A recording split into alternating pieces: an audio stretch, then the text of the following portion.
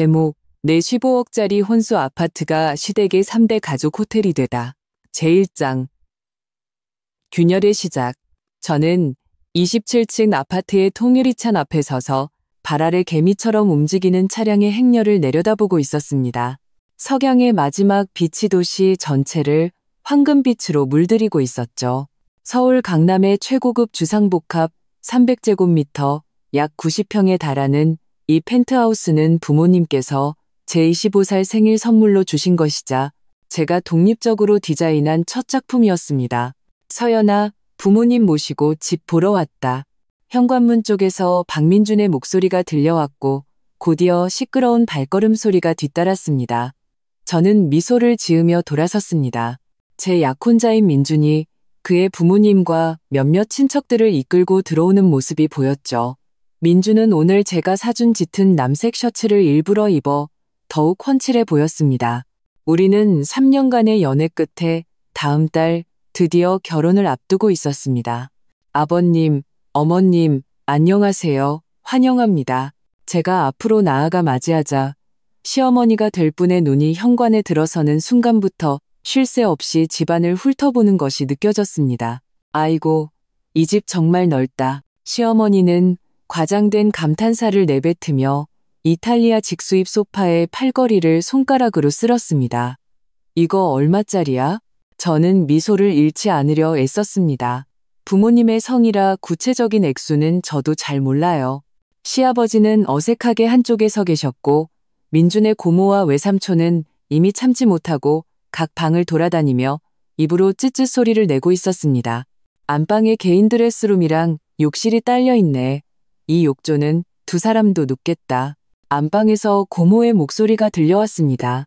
제가 민준을 쳐다보자 그의 얼굴에 잠시 당혹감이 스쳐 지나갔습니다. 그는 서둘러 모두를 거실로 안내했습니다. 아버님, 어머님, 먼저 거실에 앉으세요.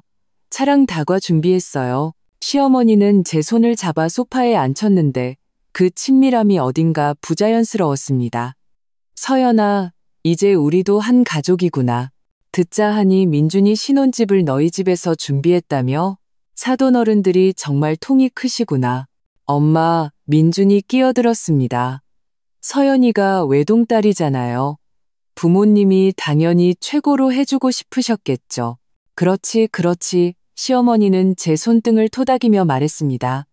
그래도 우리 고향 풍습으로는 신혼집은 보통 남자가 해오는 건데 말이야. 물론 지금은 시대가 달라졌으니 너희 젊은이들이 편한 대로 하면 되지. 저는 그 말 속에 뼈가 있음을 느꼈지만 애써 무시하기로 했습니다. 어머님, 민준 씨랑 상의했어요.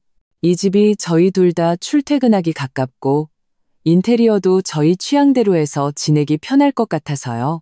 이 집 등기 누구 앞으로 되어 있어요? 민준의 외삼촌이 갑자기 물었습니다. 거실은 순간 정적에 휩싸였습니다. 저는 잠시 멍해졌습니다. 이렇게 직접적으로 물어볼 사람이 있을 줄은 몰랐거든요. 민준이 서둘러 상황을 수습했습니다. 외삼촌, 이 집은 서연이 거예요. 제 이름 단독 명의로 되어 있어요. 제가 차분하게 말했습니다. 하지만 부모님께서 혼수로 해주신 거라 엄연한 제 혼전 재산이고요. 시어머니의 미소가 순간 굳어졌다가 이내 다시 환해졌습니다. 당연하지, 당연하지. 요즘은 남녀평등 시대라잖아. 어차피 결혼하면 다 공동재산인데 누구 이름으로 하는 게 뭐가 중요하겠어.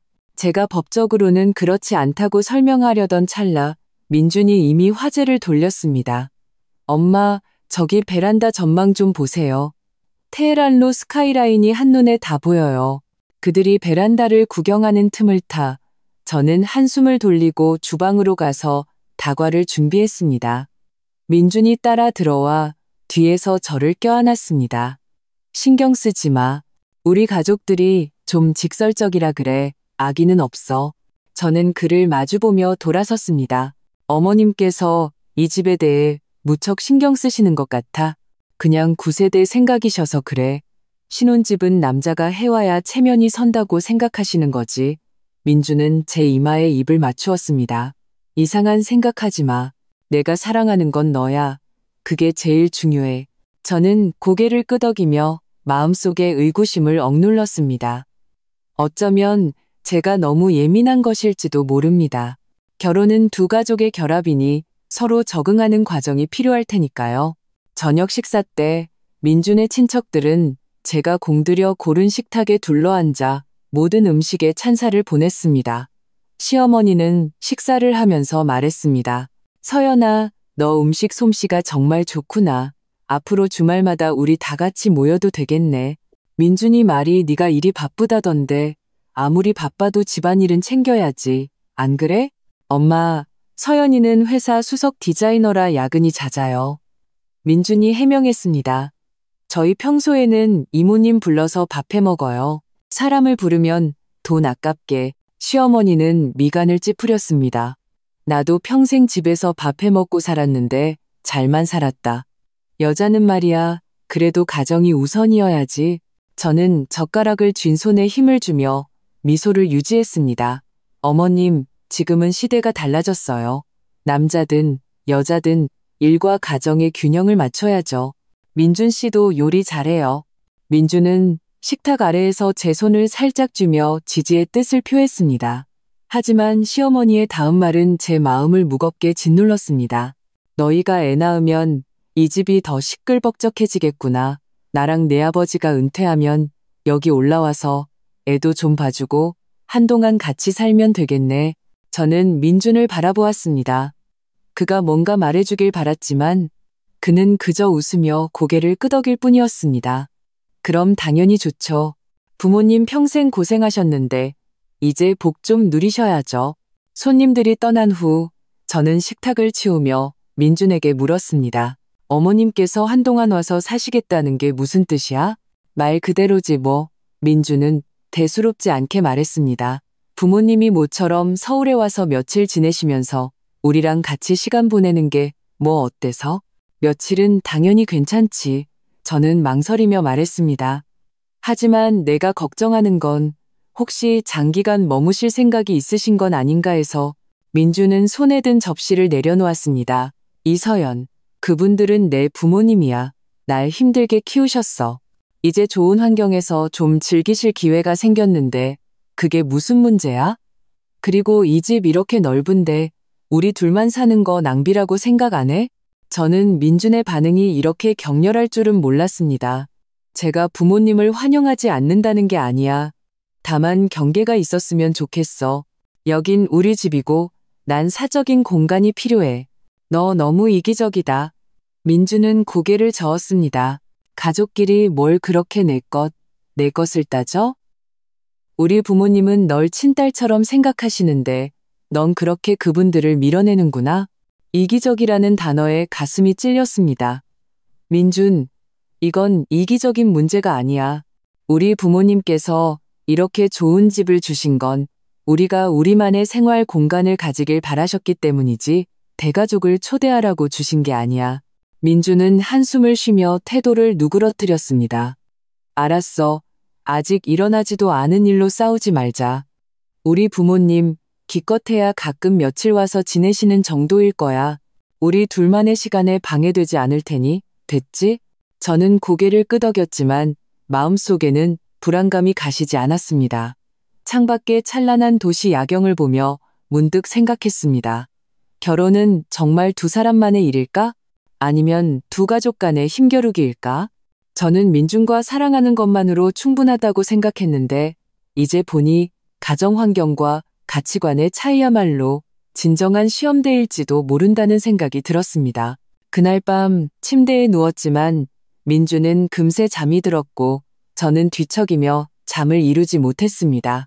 집을 보던 시어머니의 반짝이던 눈빛, 친척들의 노골적인 부러움과 질투, 그리고 가족을 무조건적으로 감싸는 민준의 모습까지 이 모든 것이 제게는 이 호화로운 집이 미래 갈등의 도화선이 될지도 모른다는 불길한 예감을 주었습니다. 하지만 이내 저는 제 의심이 과했다는 생각에 죄책감을 느꼈습니다. 민준은 나를 사랑하고 나도 그를 사랑한다. 우리는 곧 우리만의 가정을 꾸릴 것이다.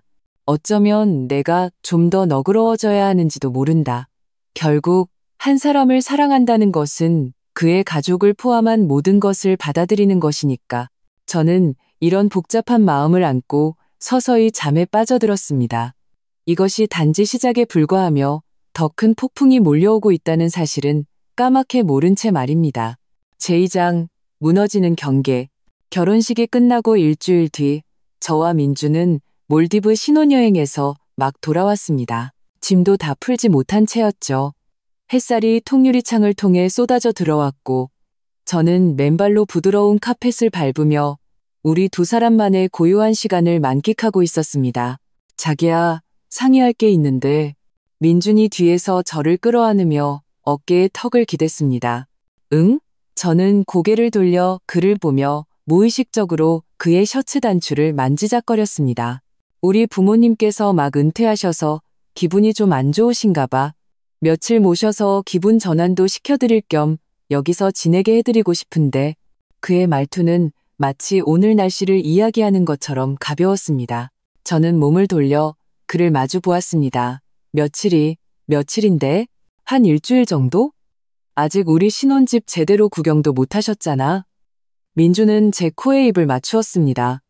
저번에 어머님이 해주신 돼지갈비찜 진짜 맛있다고 했지? 마침 잘 가르쳐달라고 해봐. 저는 살짝 미간을 찌푸렸습니다. 시어머니의 돼지갈비찜은 정말 맛있었지만 지난번 제게 요리를 가르쳐 주실 때 그 거만한 태도는 저를 무척 불편하게 만들었습니다.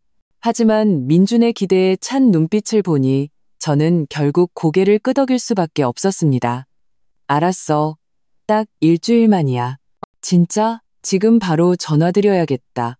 민준은 마치 제가 마음을 바꿀까봐 두렵다는 듯 신이 나서 휴대폰을 꺼내 들었습니다. 사흘 후 시부모님은 커다란 여행 가방 2개를 끌고 우리 집 앞에서 계셨습니다.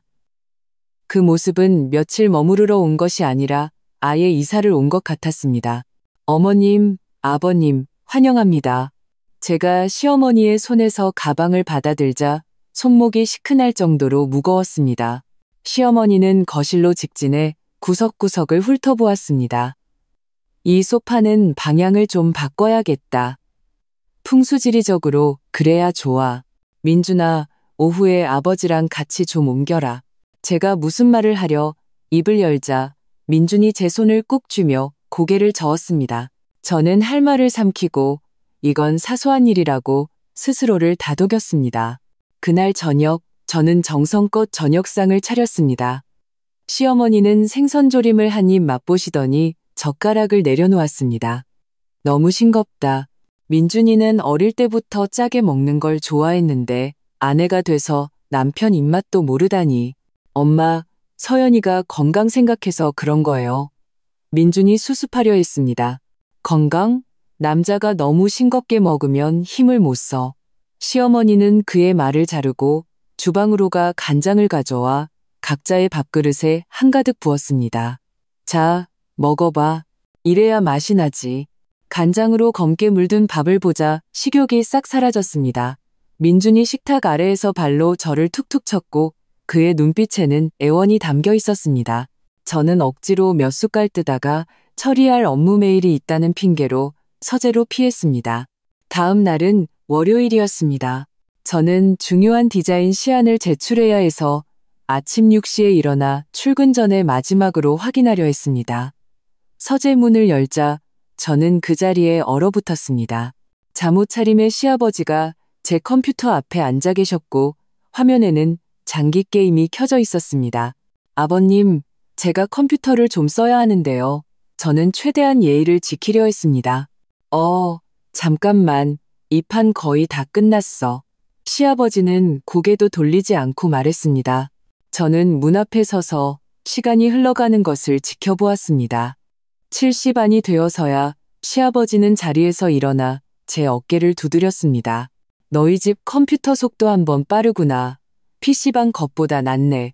저는 대꾸할 겨를도 없이 서둘러 파일을 확인했습니다. 다행히 브라우저만 켜두셔서 제 디자인 파일은 무사했습니다. 하지만 파일을 열어보니 몇 군데 편집이 이상하게 틀어져 있었습니다. 분명 다른 프로그램의 간섭을 받은 것이 틀림없었습니다. 저는 20분을 들여 긴급히 수정하느라 하마터면 지각할 뻔했습니다. 퇴근 후 집에 돌아오니 거실 소파는 정말로 위치가 바뀌어 있었습니다.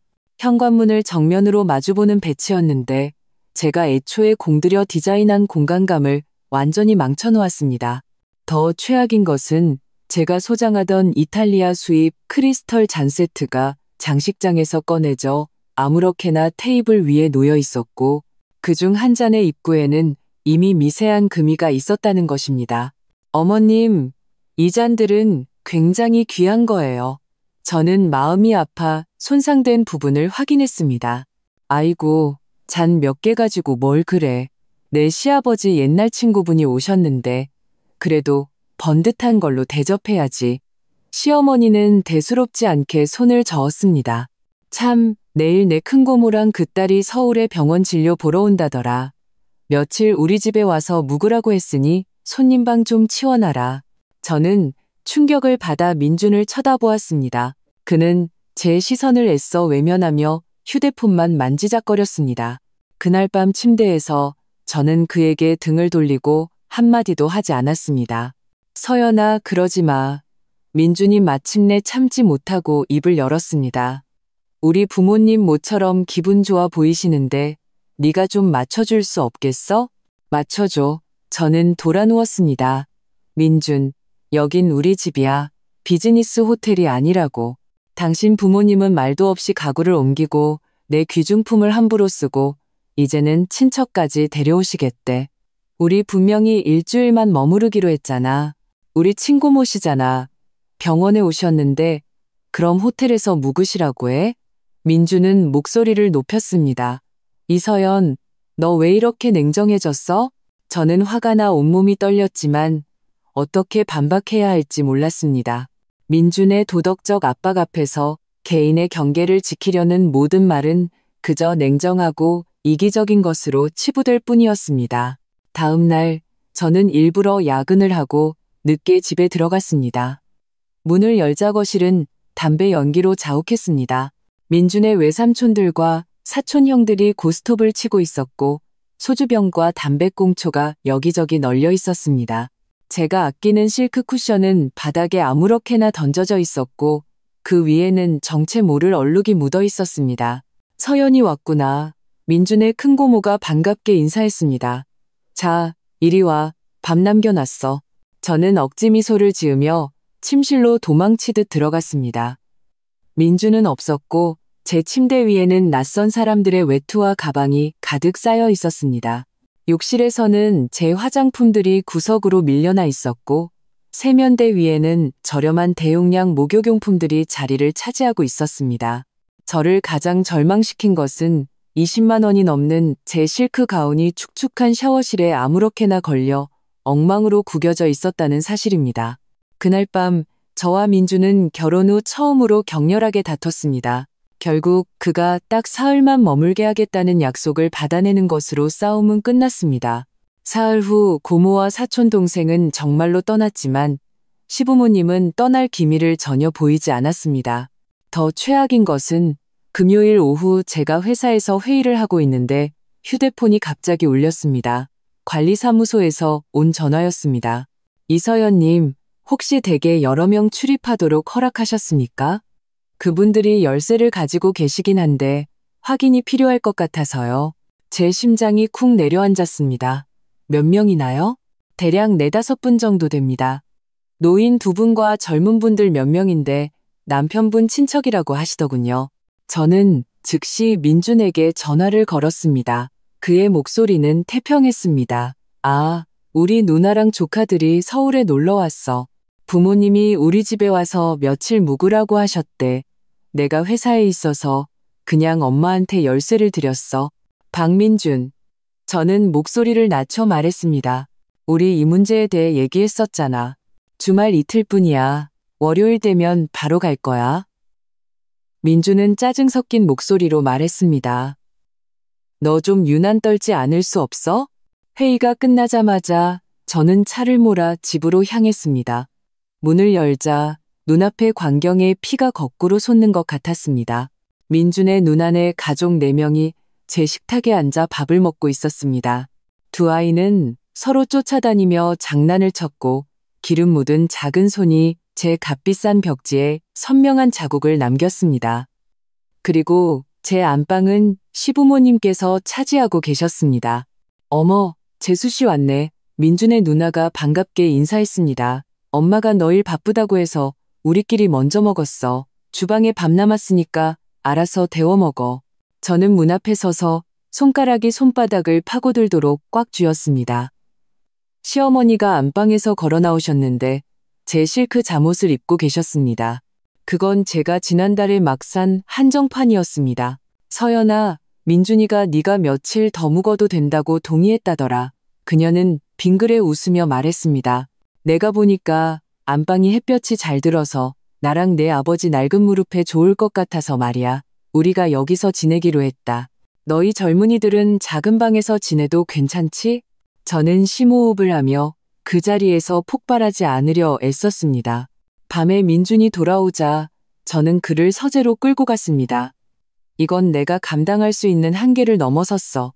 당신 부모님이 멋대로 안방으로 옮기시고 당신 눈안에는 불쑥 찾아오고 내 개인 물건은 함부로 사용되고 있어. 도대체 여긴 누구 집이야? 민준은 미간을 찌푸렸습니다. 이서연, 너 좀 그만 따지지 않을래? 누나가 애들 데리고 놀러 왔는데 호텔에서 자면 돈이 얼마나 비싸. 부모님 연세도 있으신데 안방 쓰고 싶어 하시는 게 뭐 어때서? 노인분들 좀 편하게 해드리면 안 돼? 그래서 내 감정은 중요하지 않다는 거야? 제 목소리가 떨리기 시작했습니다. 민준, 이건 혼전 재산이고 내 집이라고. 드디어 본심이 나오는구나. 그렇지? 민준이 냉소했습니다. 내 집이라고?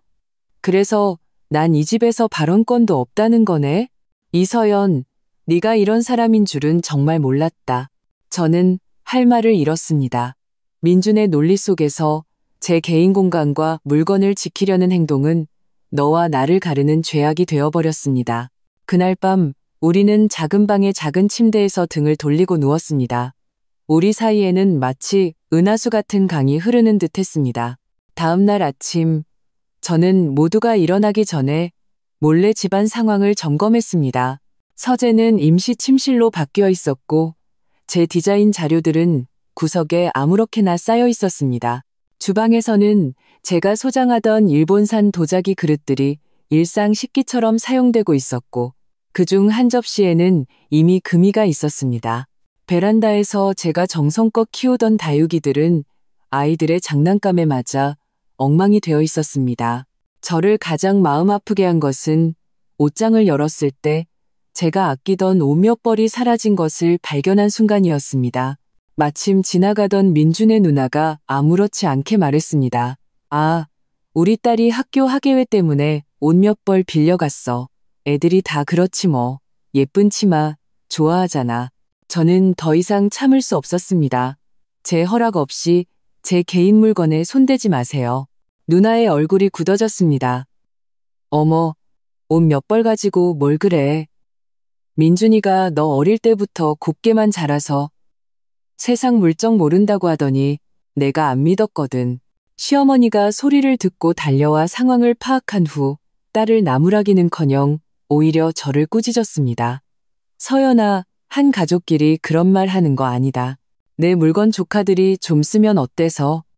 그렇게 속이 좁아서야 앞으로 어떻게 박씨 집안 며느리 노릇하겠니? 저는 옆에 서 있는 민준을 보았습니다. 그는 제 시선을 피하며 못 들은 척했습니다. 그 순간 저는 고립무원이라는 말이 무슨 뜻인지 절실히 깨달았습니다. 그날 오후 저는 핑계를 대고 집을 나와 목적 없이 오랫동안 차를 몰았습니다. 밤이 깊어질 무렵 저는 차를 한강변에 세우고 절친인 지연에게 전화를 걸었습니다. 제 하소연을 다 듣고 난 그녀는 잠시 침묵하더니 말했습니다. 서연아, 이건 사소한 문제가 아니야. 그들은 오늘 내 옷을 함부로 가져갔지만 내일은 내 통장에 손댈지도 몰라. 넌 지금 당장 경계를 확실히 그어야 해. 그렇지 않으면 나중에 더 큰일이 생길 거야. 하지만 민준이는 전혀 내 편이 아니야. 제 목소리가 흐느꼈습니다. 그게 더 문제라는 거야. 지연은 심각하게 말했습니다. 결혼은 두 사람의 동맹이야. 만약 그가 항상 원가족을 최우선으로 둔다면 넌 앞으로 더 고통스러워질 뿐이야. 집에 돌아온 저는 바로 민준을 찾아갔습니다. 우리 얘기 좀 해. 당신 부모님이랑 누나네. 내일 당장 떠나게 해줘. 이게 내 마지막 선이야. 민준은 믿을 수 없다는 표정을 지었습니다. 너 진심이야? 우리 가족을 쫓아내겠다고? 쫓아내는 게 아니라 부탁하는 거야. 저는 침착함을 유지하려 애썼습니다. 호텔에서 지내셔도 돼. 비용은 내가 낼게. 하지만 여긴 내 집이고 난 사적인 공간이 필요해. 이서연, 민준이 벌떡 일어섰습니다. 너 정말 실망스럽다. 좋아, 그들이 가면 나도 갈 거야. 그는 문을 박차고 나갔고 저는 엉망진창인 거실에 홀로 남겨졌습니다. 창밖 도시의 불빛은 여전히 찬란했지만 제 신혼생활은 이미 두꺼운 그림자에 뒤덮여 있었습니다. 제3장 거짓된 화해와 더 깊은 함정. 민준이 집을 나간 지 사흘째 되던 날, 저는 회사 회의실에 앉아 기계적으로 눈앞에 디자인 시안을 넘기고 있었지만 한 글자도 눈에 들어오지 않았습니다. 휴대폰 화면이 밝아지며 민준이 보낸 메시지가 떴습니다. 부모님이랑 누나네 다 나가셨어. 만족해? 오늘 저녁에 집에 들어갈게. 우리 얘기 좀 하자. 저는 그 메시지를 뚫어져라 쳐다보며 화면 위에 손가락을 올린 채 어떻게 답장해야 할지 몰랐습니다. 이 디자이너, 이 시안에 대해 어떻게 생각해요? 팀장님의 목소리가 저를 현실로 끌어당겼습니다. 죄송합니다. 잠시 다른 생각을 했습니다. 저는 어색하게 사과하며 억지로 일에 집중했습니다. 회의가 끝난 후 팀장님은 저를 따로 남겼습니다. 이서연 씨, 요즘 상태가 아주 안 좋아 보여. 다음 주가 프로젝트 제안인데 클라이언트가 아주 까다로워. 좀 더 신경 써줬으면 좋겠어. 네, 알겠습니다. 다시 잘해보겠습니다. 저는 억지 미소를 지었습니다. 퇴근 후 저는 지친 몸을 이끌고 집으로 돌아왔습니다. 문을 열자 집안은 놀랍도록 조용했습니다. 시끄러운 TV 소리도, 아이들의 비명 소리도, 시어머니의 귀에 거슬리는 잔소리도 없었습니다. 공기 중에는 아직 담배와 술이 섞인 냄새가 남아 있었지만 적어도 제 집은 잠시나마 제 손에 돌아온 것 같았습니다. 안방으로 들어가 보니 침대 시트는 교체되어 있었지만 베개에는 시어머니의 머리기름 자국이 남아 있었습니다. 옷장에는 사라졌던 옷 몇 벌이 아무렇게나 쑤셔 박혀 있었는데 그중 한 벌의 원피스는 눈에 띄게 늘어나 변형되었고 옷깃에는 립스틱 자국이 선명했습니다. 저는 이를 악물고 그 옷들을 모두 쓰레기 봉투에 던져 넣었습니다. 욕실은 더욱 참혹했습니다. 제 화장품 병들은 거의 바닥을 드러냈고 값비싼 크림은 깨끗하게 파내져 있었습니다. 욕조 가장자리에는 때가 끼어 있었고 배수구는 머리카락으로 가득 차 있었습니다. 저는 장갑을 끼고 청소를 시작했고 속이 울렁거렸습니다. 밤 9시 민준이 마침내 돌아왔습니다. 그는 꽤 초췌해 보였고 턱에는 푸릇한 수염 자국이 나 있었습니다. 우리는 거실 양끝에 앉아 마치 협상 테이블에 마주 앉은 두 사람처럼 보였습니다. 신혼부부라기보다는 적에 가까웠죠. 서연아, 지난번 내 말투는 사과할게. 민준이 먼저 입을 열었습니다. 하지만 네가 정말 우리 부모님 마음에 상처를 줬어. 그분들은 널 그렇게 예뻐하고 친딸처럼 생각하셨는데 친딸처럼? 저는 그의 말을 참지 못하고 끊었습니다. 민준, 세상에 어느 집 엄마가 허락도 없이 딸 옷을 입고 딸 화장품을 쓰고 딸의 안방을 차지해? 민준은 미간을 찌푸렸습니다. 넌 너무 예민해. 우리 고향에서는 가족끼리 내 것 안 가리는 게 보통이야. 하지만 여긴 당신 고향이 아니야. 저는 목소리를 높였습니다. 여긴 내 집이고 누가 올 수 있고 얼마나 머물 수 있고 무엇을 만질 수 있는지 결정할 권리는 나한테 있어. 민준의 표정이 굳어졌습니다. 또 내 집. 이서연 결혼한 지 얼마나 됐다고 아직도 그렇게 선을 그어? 좋아. 그럼 오늘부터 내가 매달 월세를 낼게. 그러면 우리 가족이 와서 묵는 게 정당해지겠지? 저는 충격을 받아 그를 쳐다보았습니다. 내가 돈 때문에 이러는 것 같아? 민준, 문제는 존중과 경계야. 당신 가족이 와서 지내는 건 괜찮아. 하지만 미리 상의해야 하고 내 물건과 공간을 존중해야지. 마치 점령군처럼 모든 걸 마음대로 처분해서는 안 돼. 점령군? 민준이 냉소했습니다. 넌 우리 가족을 적으로 생각하는구나. 우리는 다시 교착 상태에 빠졌습니다. 결국 민준은 한숨을 쉬며 말했습니다. 알았어. 약속할게. 앞으로 가족들이 오면 미리 너랑 상의할게. 내 개인 물건에는 손대지 않게 할게. 하지만 서연아, 결혼은 두 사람이 맞춰가는 거야. 너도 좀 더 포용하는 법을 배워야 해. 그의 지친 모습을 보니 마음이 약해졌습니다. 나도 당신 집안의 문화를 이해하려고 노력해 볼게. 하지만 당신도 내가 사적인 공간과 존중을 필요로 한다는 걸 이해해줘. 그날 밤 우리는 간신히 위태로운 합의에 도달했습니다. 민주는 안방으로 돌아왔지만 우리 사이에는 분명 보이지 않는 벽이 하나 더 생겼습니다. 평온한 날들은 2주도 채가지 못했습니다. 금요일 저녁 저는 프로젝트 디자인 시안 때문에 야근을 하고 있었는데 민준에게서 전화가 왔습니다. 서연아, 내 사촌 동생 진우가 서울에 일자리 구하러 왔는데 당장 지낼 곳이 없대. 우리 집에 며칠만 재워주고 싶은데. 저는 키보드를 두드리던 손을 멈췄습니다. 며칠인데? 한 일주일 정도? 일자리 구하면 바로 나갈 거야. 민준의 목소리는 가벼웠습니다. 서재에서 자면 되니까 내 작업에 방해 안 될 거야. 이전의 약속을 떠올리며 저는 마지못해 동의했습니다. 알았어. 하지만 딱 일주일만이야. 그리고 서재에 내 디자인 자료들 있으니까 함부로 만지지 말라고 해줘. 집에 돌아와 저는 진우라는 20대 초반의 젊은 남자를 만났습니다. 그는 눈빛이 불안정했고 말할 때마다 시선을 피했습니다. 예의 바르게 저를 형수님이라고 불렀지만 그 눈은 계속 제 몸을 훑어봐 저를 불편하게 했습니다. 다음 날은 토요일이었습니다. 저는 연이은 야근을 보상받으려 늦잠을 자고 싶었지만 찢어질 듯한 게임 소리에 잠이 깼습니다.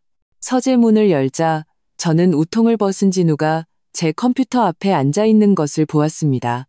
화면에는 피가 튀는 총싸움 게임이 켜져 있었고 볼륨은 최대로 높여져 있었습니다. 소리 좀 줄여줄래요? 저는 분노를 억누르며 물었습니다. 진우는 고개도 돌리지 않고 말했습니다. 형수님, 거의 다 깼어요. 잠깐만요. 저는 제 디자인 자료들이 구석에 쌓여 있고 그 위에 과자 부스러기가 묻어 있는 것을 발견했습니다. 저를 더욱 분노하게 한 것은 그가 제 작업용 컴퓨터에 게임을 설치했고 바탕화면이 온갖 잡다한 프로그램으로 가득 차 있었다는 사실입니다. 누가 내 컴퓨터 쓰라고 허락했어요? 제가 따져 물었습니다. 그제야 진우는 돌아보며 순진한 표정을 지었습니다. 형이 써도 된다고 했는데요. 이 컴퓨터 사양 진짜 좋네요. 게임하는데 하나도 안 끊겨요. 저는 즉시 민준에게 전화를 걸었습니다. 그는 고객을 만나고 있었습니다. 서연아, 그냥 게임 좀 하는 건데 뭘 그렇게 유난이야? 저녁에 들어가서 내가 얘기할게. 전화를 끊고 저는 강제로 컴퓨터를 껐습니다. 진우는 불만스럽게 투덜거리며 휴대폰을 들고 문을 박차고 나갔습니다. 컴퓨터를 확인해보니 시스템은 쓰레기 프로그램으로 가득했고 중요한 디자인 파일 몇 개가 삭제되어 있었습니다. 오전 내내 씨름한 끝에 겨우 일부 데이터만 복구할 수 있었습니다. 오후에 마트에 장을 보러 다녀오니 집에 낯선 사람들이 몇 명 더 와 있었습니다. 진우의 친구들이었습니다. 그들은 제 거실을 점령했고 맥주 캔과 배달 음식 용기가 여기저기 널려 있었습니다. 재떨이는 담배꽁초로 가득했고 제 북유럽 스타일 카펫 위에는 선명한 담뱃불 자국이나 있었습니다. 누가 당신들을 들어오라고 했어요? 저는 문 앞에 서서 분노로 떨리는 목소리로 말했습니다. 형수님 오셨네요. 진우가 술에 취해 비틀거리며 일어섰습니다. 얘들 다 제 친구들인데 서울에 놀러 왔길래 제가 집에 와서 한잔하자고 했어요. 저는 두말 없이 휴대폰을 들어 민준에게 전화를 걸었습니다. 당장 집으로 와.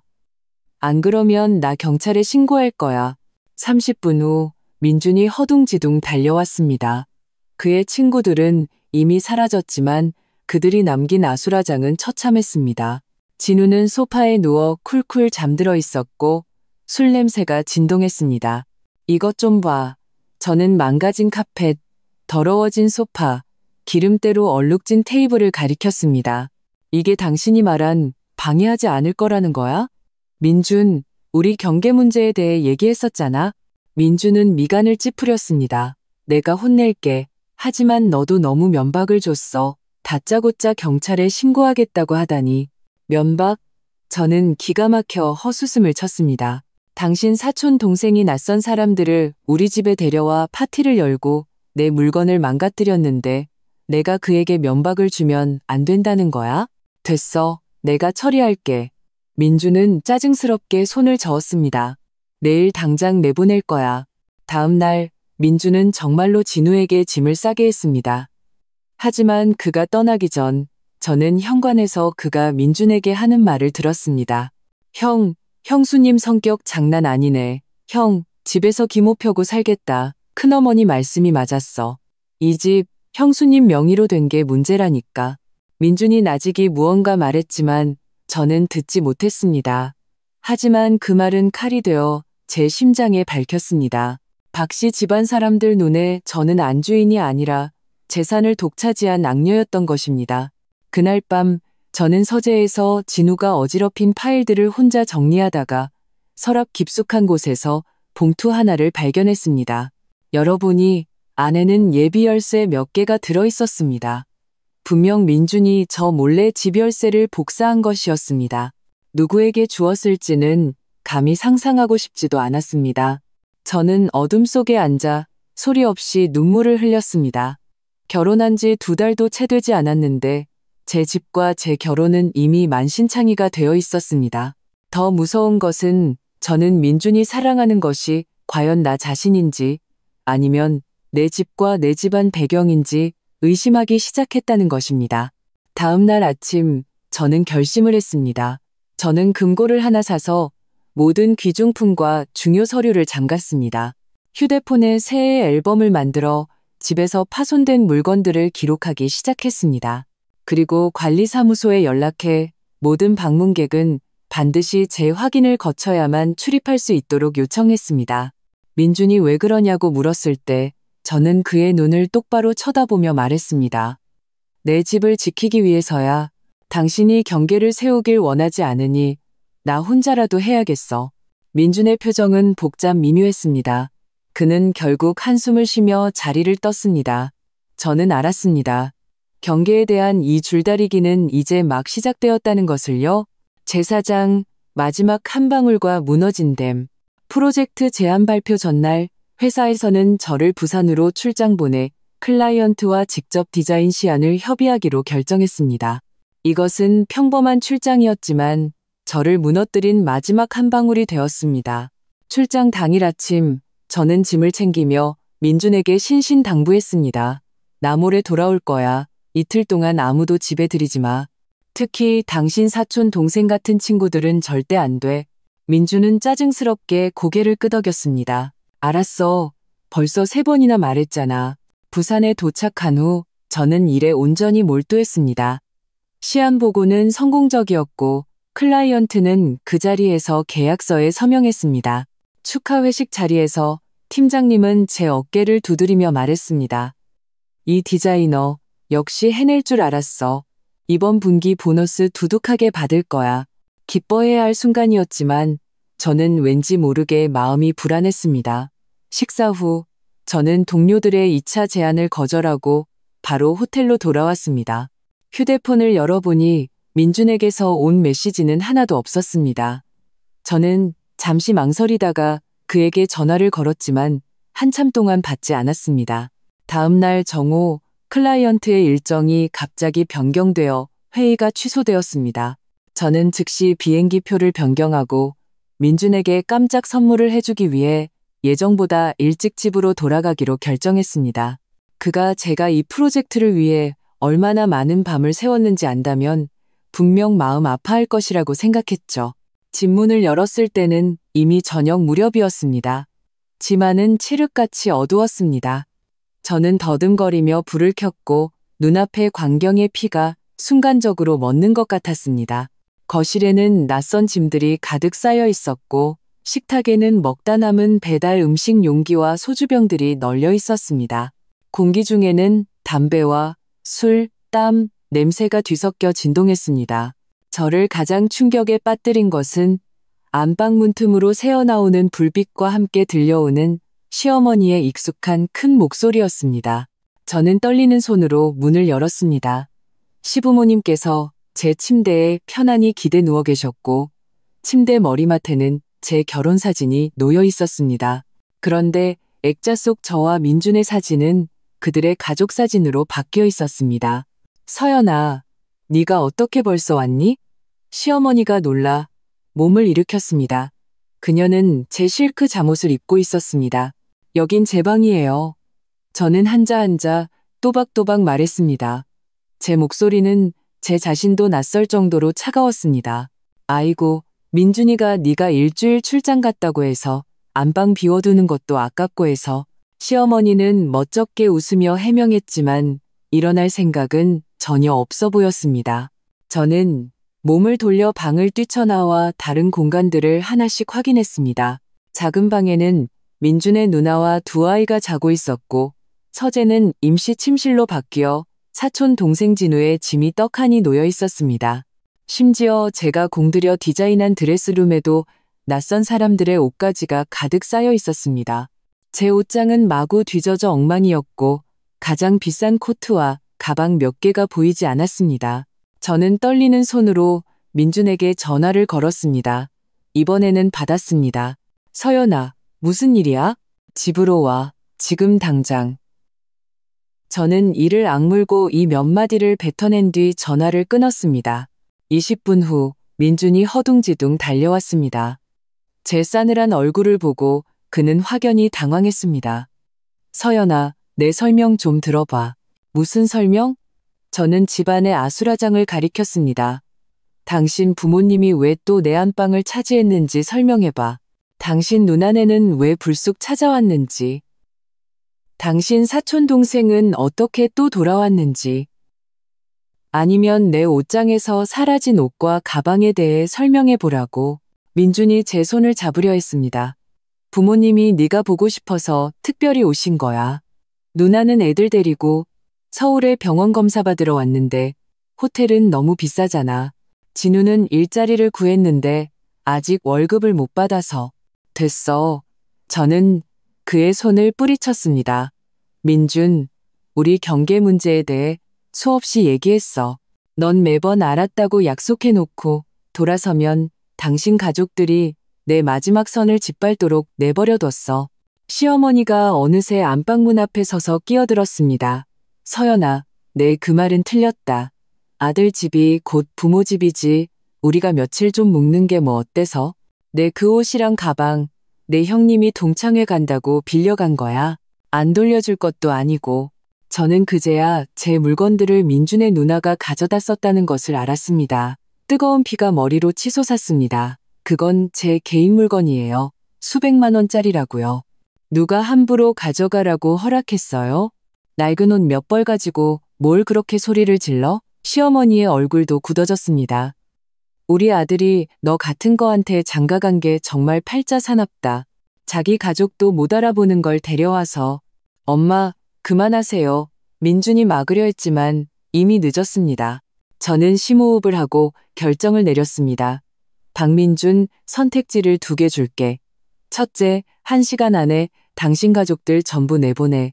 그리고 다시는 이런 일이 없을 거라고 약속해. 둘째, 내가 나가. 우리 별거 하자. 민준의 얼굴이 하얗게 질렸습니다.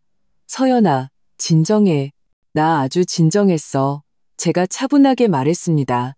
이게 마지막 통보야. 시어머니가 갑자기 달려들어 제 코앞에 손가락질하며 욕을 퍼부었습니다.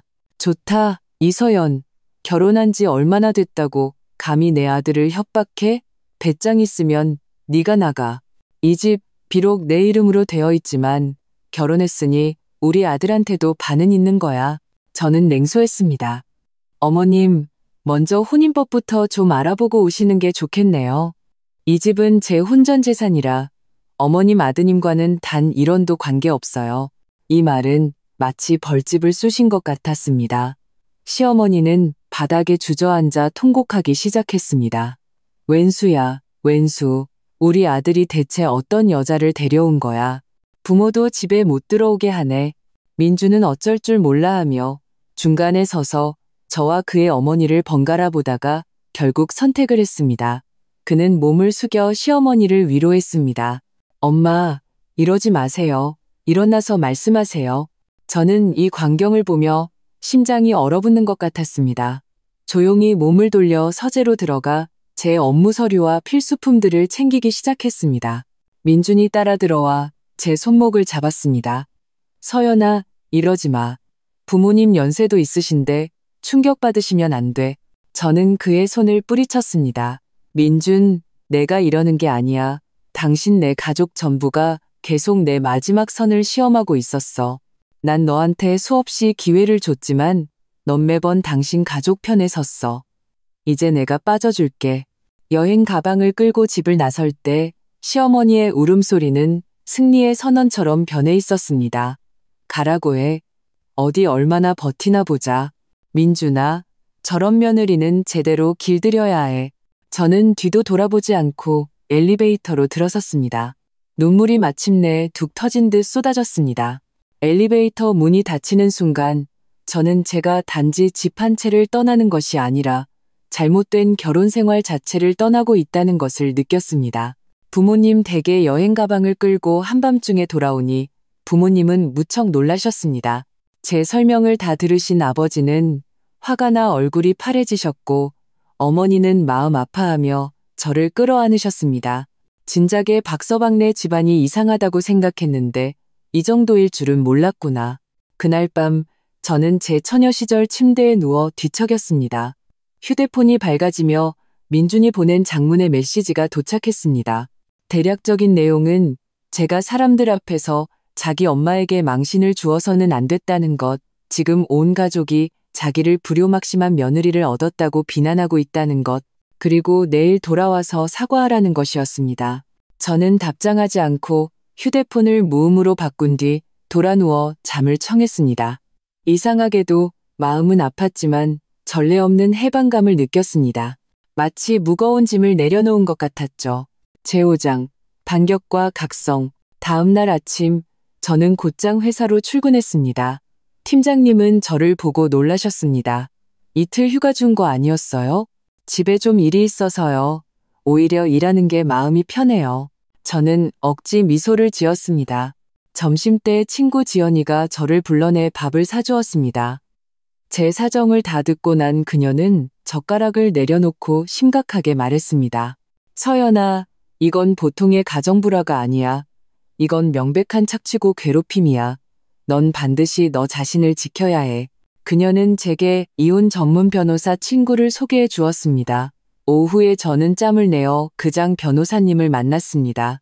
말씀하신 내용으로 보면 집은 명백히 서연 씨의 혼전 재산, 즉 특유 재산입니다. 장 변호사님은 안경을 고쳤었습니다. 결혼 후라도 특별한 약정이 없는 한 남편분은 그 집에 대한 처분 권한이 없습니다. 그 가족들의 행위는 이미 불법 주거 침입에 해당할 수 있습니다. 그럼 저는 이제 어떻게 해야 하죠? 우선 모든 증거를 확보하세요. 주택 등기부등본, 파손된 물품 사진, 그들이 무단으로 들어와 살았던 기록들.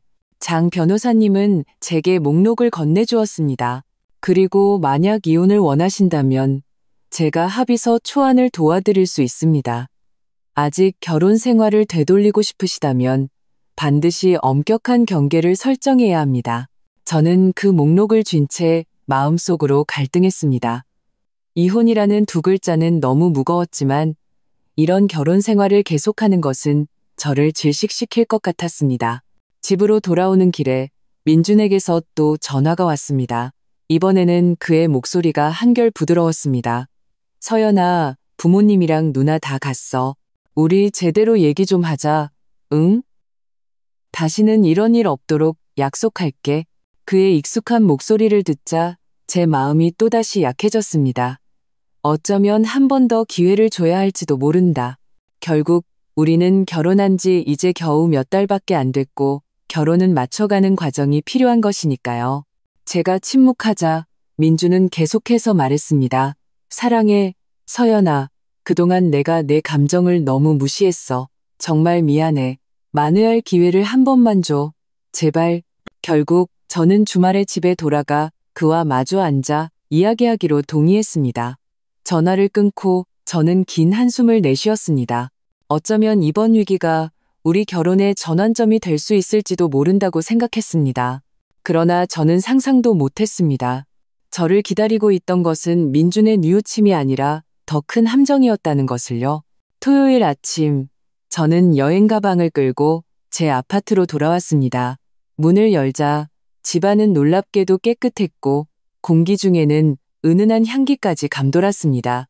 민준이 앞치마를 두르고 주방에서 나오더니 손에는 막 부친 계란 프라이 접시를 들고 있었습니다. 자기, 왔어? 그는 접시를 내려놓고 재빨리 다가와 제 짐을 받아들었습니다. 아침 차려놨어. 집 청소도 일부러 싹 했고 저는 경계심을 늦추지 않고 주위를 둘러보았습니다. 확실히 그의 가족들이 남긴 흔적은 보이지 않았습니다. 식탁 위에는 제가 좋아하는 과일과 꽃이 놓여 있었고 심지어 빌려갔던 제 옷과 가방들도 드레스룸에 가지런히 걸려 있었습니다. 비록 자세히 보니 가방에는 선명한 마모 흔적이 있었고 한 원피스의 아랫단에는 와인 자국이 남아 있었지만요. 누나가 물건들 돌려줬구나. 제가 옌부주 물었습니다. 민준의 미소가 잠시 굳었습니다. 일부러 가져다 줬어. 나한테 대신 사과해달라고 하더라. 우리는 조용히 아침을 먹었고 분위기는 다소 어색했습니다. 민준은 일 얘기부터 날씨 얘기까지 계속해서 화제를 찾았지만 지난 2주간 있었던 일은 의도적으로 피했습니다. 아침 식사가 끝날 무렵 그가 제 손을 잡았습니다. 서연아, 내가 정말 잘못했어. 그동안 가족들의 감정에 휩쓸려서 내 감정을 무시했어. 저는 그의 진심 어린 눈빛을 보며 마음속에 얼음이 조금씩 녹는 것을 느꼈습니다. 민준, 내가 당신 가족을 환영하지 않는 게 아니야. 난 기본적인 존중과 사적인 공간이 필요해. 알아. 약속할게. 앞으로 어떤 가족이 오든 미리 너랑 상의하고 사흘 이상 머물지 않게 할게. 내 개인 물건에는 절대 손대지 않게 할 거고. 민주는 세 손가락을 들어 맹세하는 신용을 했습니다. 만약 또 어기면 난 어떻게 할 건데? 제가 눈썹을 치켜떴습니다. 한 달 동안 소파에서 잘게. 그가 진지하게 말했습니다. 저는 웃음이 터져 나왔습니다. 어쩌면 이번 위기가 정말로 우리를 다시 시작하게 해줄 수 있을지도 모른다고 생각했습니다. 그 후 2주간은 평화로웠습니다. 민주는 모범적인 남편처럼 행동했습니다. 솔선해서 집안일을 나누어 하고 제가 좋아하는 꽃을 사오는 것을 잊지 않았으며 심지어 몇 차례의 가족 모임을 거절하고 제 야근을 함께 해주었습니다. 저는 경계심을 풀기 시작했고 그가 정말로 변했다고 믿었습니다. 그 금요일 밤이 오기 전까지는요. 저는 밤 9시가 넘어 퇴근했습니다. 문을 열자 민주는 없었고 탁자 위에는 쪽지가 놓여 있었습니다. 외삼촌이 갑자기 심장마비로 입원하셨어. 병원에 좀 가볼게. 늦게 돌아올 거야. 저는 걱정이 되어 상황을 물어보려고 전화를 걸었지만 민준의 휴대폰은 꺼져 있었습니다. 새벽 1시가 되어서야 그가 돌아왔습니다. 그의 몸에서는 병원 특유의 소독약 냄새가 났습니다. 외삼촌은 어떠셔? 제가 그에게 따뜻한 물 한 잔을 건넸습니다. 관상 동맥우 회수를 받아야 한대. 그런데 병원에 자리가 없어서 다른 병원으로 옮겨야 할지도 몰라. 민주는 관자놀이를 문질렀습니다. 외사촌 동생이 이제 막 졸업해서 직업도 없고 집안 형편도 안 좋아서 수술비가 문제야. 저는 동정심에 그의 어깨를 두드렸습니다. 도움 필요하면 말해. 내가 아는 심장내과 의사분들이 몇 분 계셔. 민준의 눈이 빛났습니다. 정말? 그럼 너무 좋지. 하지만 그는 잠시 망설였습니다. 외삼촌 댁에서 가장 급한 건 수술 보증금이 1억인데 5천만 원밖에 못 모았대. 저는 즉시 그의 속내를 알아차렸습니다. 1억이 제게 큰 돈은 아니었지만 어딘가 이상하다는 느낌이 들었습니다. 너무 늦었으니까 내일 얘기하자. 내가 먼저 의사 친구분들께 연락해서 상황 좀 알아볼게. 다음 날 아침 제가 의사에게 전화를 걸려던 참에 민준이 저를 막았습니다. 안 그래도 돼. 외삼촌께서 그냥 고향에서 수술받기로 하셨대. 거기가 의료보험 적용이 더 많이 된다고 하더라고. 하지만 그는 말을 잇지 못했습니다. 그런데 뭐? 사촌 동생 비니가 서울에서 일자리 구해야 하는데 외삼촌께서 우리 집에 좀 맡아달라고 하셔. 그래야 마음이 놓이신다고. 저는 휴대폰을 내려놓고 눈을 가늘게 떴습니다. 또 맡아달라고? 민준, 우리 이 문제에 대해 방금 얘기하지 않았어? 이번엔 달라. 민준은 다급하게 말했습니다. 외삼촌이 저렇게 편찮으신데 그냥 노인분 소원 하나 들어드리는 셈 치자. 내가 약속할게. 비니 일자리 구하면 바로 나갈 거야. 길어야 2주야. 그의 간절한 눈빛을 보고 저는 마지못해 동의했습니다. 하지만 엄격한 규칙을 세웠습니다.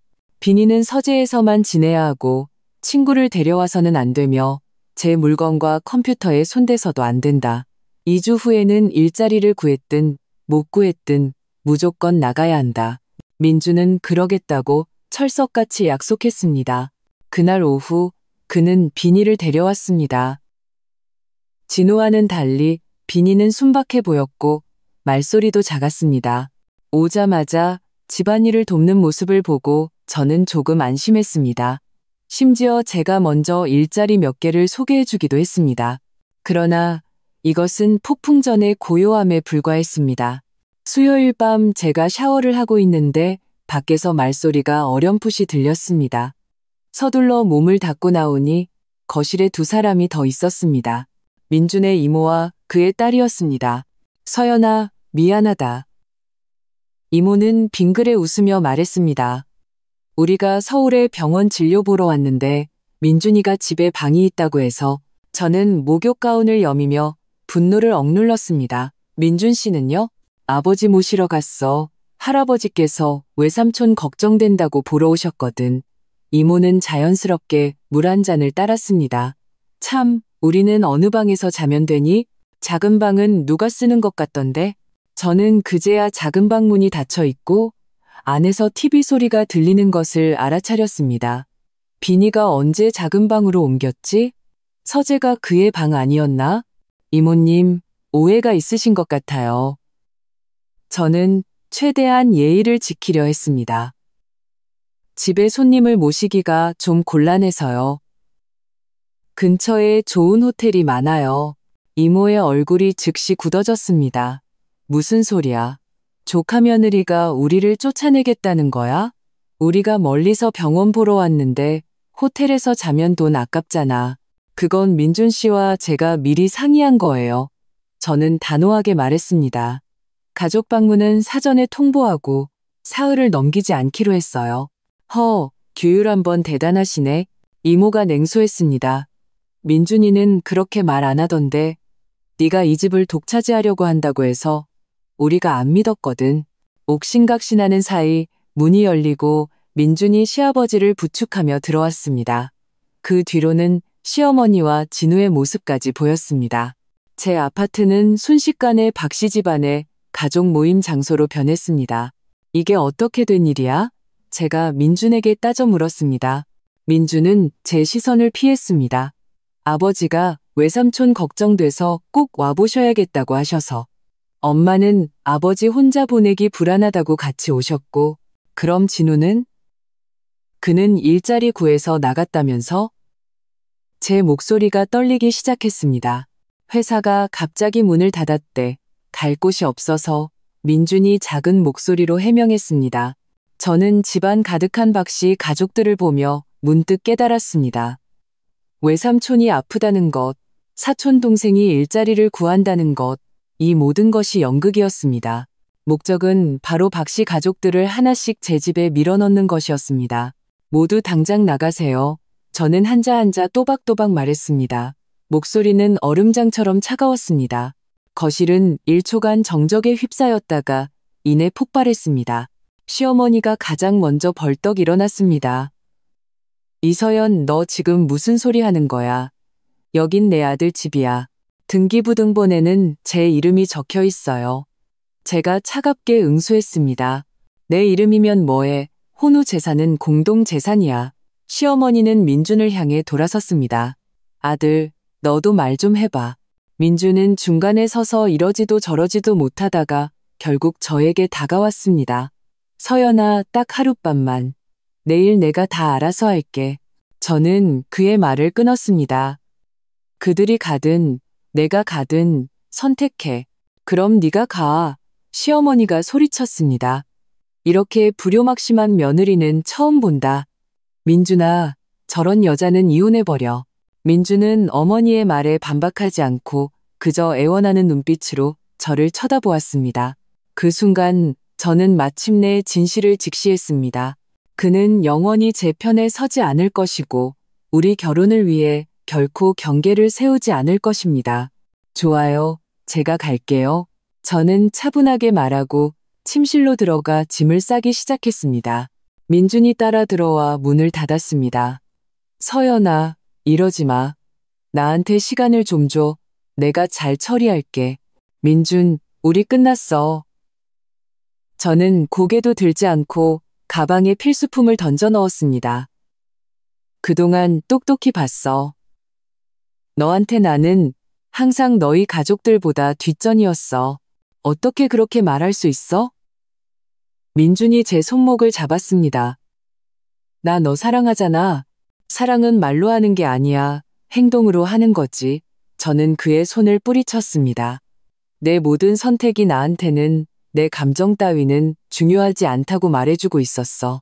여행 가방을 끌고 침실을 나올 때 거실의 박씨 가족들이 일제히 저를 쳐다보았습니다. 시어머니의 얼굴에는 승리의 냉소가, 시아버지의 얼굴에는 실망의 한숨이, 다른 사람들은 그저 구경꾼의 표정이었습니다. 배짱 있으면 다시 돌아오지 마. 시어머니가 제 등 뒤에서 소리쳤습니다. 우리 아들, 너 없어도 더 좋은 여자 만날 수 있어. 엘리베이터 문이 닫히는 순간 저는 마침내 무너졌습니다. 눈물이 시야를 흐렸지만 동시에 이상한 해방감이 밀려왔습니다. 더 이상 영원히 채워줄 수 없는 요구들 때문에 발버둥 칠 필요가 없었습니다. 더 이상 저를 결코 최우선으로 두지 않을 남자를 위해 고통받을 필요가 없었습니다. 부모님 댁으로 돌아오자마자 저는 장 변호사님께 전화를 걸었습니다.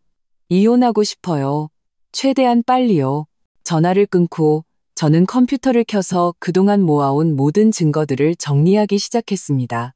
파손된 물건들의 사진, 몰래 복사된 열쇠 기록, 관리사무소의 방문객 기록, 심지어 몇 차례의 다툼을 녹음한 파일까지 모든 증거 하나하나가 칼날이 되어 제가 이 결혼에 대해 가졌던 모든 아름다운 환상을 갈기갈기 찢어놓았습니다.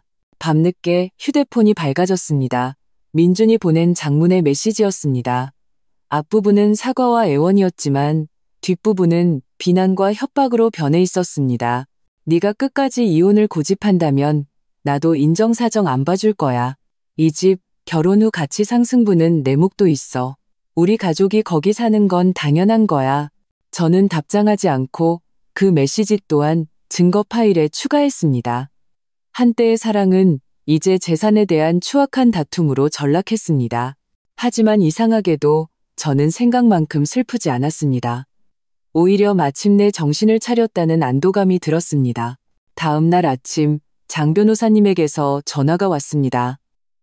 자료는 다 봤습니다. 증거가 아주 충분하네요. 최신 판례에 따르면 혼전 재산의 결혼 후 자연적 가치 상승분은 여전히 개인 재산에 속합니다. 상대방이 직접적인 기여를 했다는 것을 증명하지 못하는 한 말이죠. 서연 씨의 경우 민준 씨는 집의 재산권에 대해 어떤 권리도 주장하기 어렵습니다. 그럼 앞으로 어떻게 해야 하죠? 제가 물었습니다. 우선 변호사 명의로 내용 증명을 보내서 즉시 서연 씨의 집에서 퇴거할 것을 요구해야 합니다. 그리고 이혼 절차를 시작해야죠. 장 변호사님은 잠시 말을 멈췄습니다. 하지만 먼저 원만하게 해결을 시도해보는 것을 권합니다. 소송은 최후의 수단이니까요. 저는 잠시 생각한 후 민준에게 마지막 기회를 주기로 결심했습니다. 전화를 걸어 단도직입적으로 말했습니다. 박민준, 나 이혼할 거야. 당신이랑 당신 가족들 오늘 안으로 내 집에서 나가줘. 그렇지 않으면 법적 조치를 취할 거야. 전화기 저편에서는 한참 동안 침묵이 흘렀습니다. 그러다 민준의 목소리가 갑자기 낯설게 변했습니다. 이서연, 너 정말 이렇게까지 해야겠어? 내가 이렇게 하는 게 아니야. 당신들이 날 이렇게 만들었어. 제가 차분하게 말했습니다. 3년의 연애가 결국 당신네 온 가족이 내 존엄성과 재산을 짓밟는 걸로 돌아왔어. 좋아, 아주 좋아. 민준이 냉소했습니다. 그럼 후회하지 마. 우리 엄마 말이 맞았어. 너처럼 곱게만 자란 공주님은 박씨 집안 며느리가 될 자격이 없어. 전화를 끊고 저는 긴 한숨을 내쉬었습니다. 가면을 벗어던진 진실은 이토록 추악했지만 동시에 이토록 명확했습니다. 그날 오후 저는 장 변호사님과 경찰관 2명을 대동하고 제 아파트로 돌아갔습니다. 문을 두드렸지만 응답이 없었습니다. 경찰이 예비 열쇠로 문을 열었습니다. 눈앞의 광경에 저는 할 말을 잃었습니다. 제 집은 쓰레기장으로 변해 있었습니다. 벽에는 박신의 가족 사진이 걸려 있었고 제 개인 물건들은 구석에 아무렇게나 쌓여 있었습니다. 식탁에는 먹다 남은 배달 음식과 술병이 널려 있었고 공기 중에는 지독한 담배 냄새가 진동했습니다. 그리고 저를 가장 마음 아프게 한 것은 제가 소중히 보관해온 디자인 원고들, 수년간의 제 피와 땀의 결정체가 갈기갈기 찢겨 바닥에 흩어져 있었다는 사실입니다. 이건 재물 손괴죄입니다. 형사 책임까지 물을 수 있어요. 장 변호사님이 나직이 말하며 사진을 찍어 증거를 남겼습니다. 경찰이 집안을 둘러보고 사람이 없음을 확인했습니다. 민준과 그의 가족들은 어디론가 사라지고 이 엉망이 된 집을 제게 선물로 남겨두고 떠난 것이었습니다. 저는 몸을 웅크리고 앉아 찢어진 디자인 도면 조각 하나를 집어들었습니다. 눈물이 마침내 터져나왔습니다. 찢어진 것은 도면뿐만이 아니었습니다. 그것은 사랑과 결혼에 대한 저의 모든 환상이었습니다. 제6장, 되찾은 삶, 그리고 새로운 시작. 만신창이가 된 아파트를 보며 저는 눈물을 닦고 휴대폰을 꺼내 전체를 동영상으로 촬영하기 시작했습니다. 카메라는 파손된 가구, 더러워진 벽, 짓밟힌 개인 물품 하나하나를 훑었습니다. 특히 찢어진 디자인 원고는 클로즈업해서 찍었습니다. 지금 바로 경찰에 사건 접수할까요? 장 변호사님이 물었습니다. 저는 고개를 저었습니다. 우선 저 사람들부터 내보내고요. 이 증거만으로도 충분해요. 경찰은 현장 보고서를 남기고 자물쇠를 교체하고 CCTV를 설치할 것을 권고했습니다. 그들이 떠난 후 저와 장 변호사님은 방을 정리하기 시작했습니다. 이 상황을 보니 그들이 언제든 다시 돌아올 수 있겠군요. 장 변호사님이 미간을 찌푸리며 말했습니다. 오늘 밤은 여기서 지내지 않는 게 좋겠습니다. 집을 정식으로 돌려받을 때까지요. 이야기를 나누는 사이 현관문에서 열쇠가 돌아가는 소리가 들렸습니다. 저와 변호사님은 눈빛을 교환하고 재빨리 휴대폰 녹음 기능을 켰습니다. 문이 거칠게 열리고 민준과 그의 부모님이 들어왔습니다. 우리를 보고는 눈에 띄게 당황했습니다. 시어머니가 가장 먼저 반응했습니다. 제 코앞에 손가락질하며 소리쳤습니다. 좋다. 우리가 없는 틈을 타서 물건 훔치러 왔구나. 어머님, 말씀 조심하시죠. 장 변호사님이 한 걸음 앞으로 나섰습니다. 여기는 제 의뢰인 이서연 씨의 합법적인 재산입니다. 여러분은 허가 없이 무단으로 점거하셨고 이는 주거 침입죄에 해당할 수 있습니다. 시어머니는 잠시 주춤하더니 이내 억지를 부리기 시작했습니다. 무슨 죄는 죄야. 여긴 내 아들 집이야. 며느리가 불효막심해서 시부모도 못 살게 구는데 시아버지도 거들었습니다. 그래, 우리 고향에서는 아들 집이 곧 부모 집이야. 민주는 옆에 서서 얼굴색이 시시각각 변했습니다. 저는 그의 눈을 똑바로 쳐다보며 말했습니다. 박민준, 우리 좋게 헤어지자. 당신이랑 당신 가족들 오늘 안으로 나가줘. 그렇지 않으면 법적 조치를 취할 거야. 법적 조치? 시어머니가 비웃었습니다. 누굴 겁죠? 배짱 있으면 경찰에 신고해봐. 경찰이 집안일까지 신경 쓸 것 같아? 장 변호사님이 준비해온 서류를 꺼내 들었습니다. 이것은 주택 등기부등본과 변호사 내용 증명입니다. 오늘 18시까지 이곳에서 퇴거해 주십시오. 그렇지 않으면 저희는 법에 따라 강제 퇴거를 신청할 것입니다. 그리고 그는 집안의 난장판을 가리켰습니다.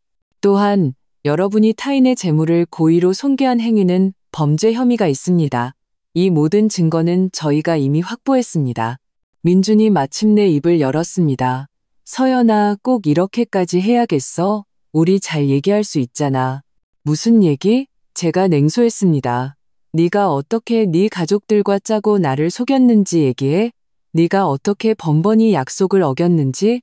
아니면 네가 어떻게 그들이 내 집을 망가뜨리도록 방치했는지 얘기할까?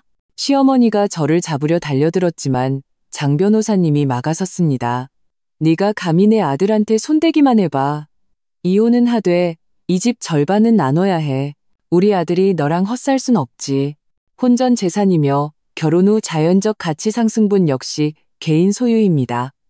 장 변호사님이 침착하게 설명했습니다.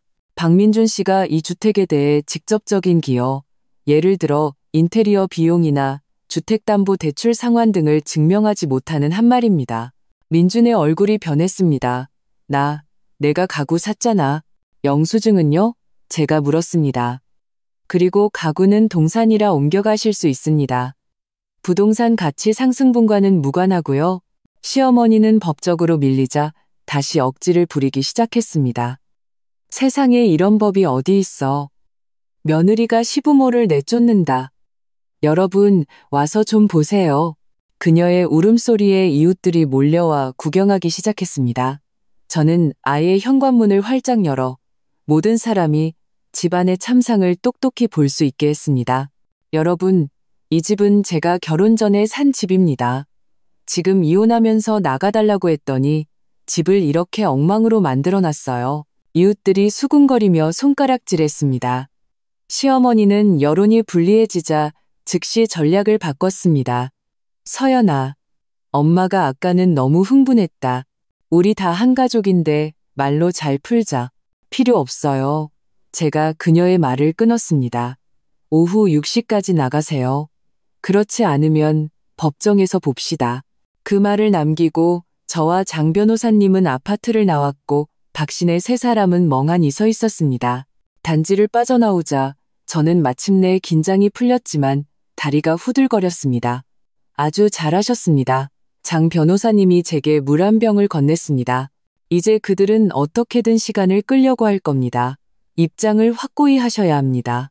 예상대로 오후부터 제 휴대폰은 온갖 낯선 번호로 폭격을 받기 시작했습니다. 민준의 일가 친척들이 돌아가며 전화를 걸어 어떤 이는 협박하고 어떤 이는 애원하고 어떤 이는 중재하는 척했습니다. 저는 모두 거절하고 단체 메시지 하나만 보냈습니다. 모든 소통은 변호사를 통해 해주시기 바랍니다.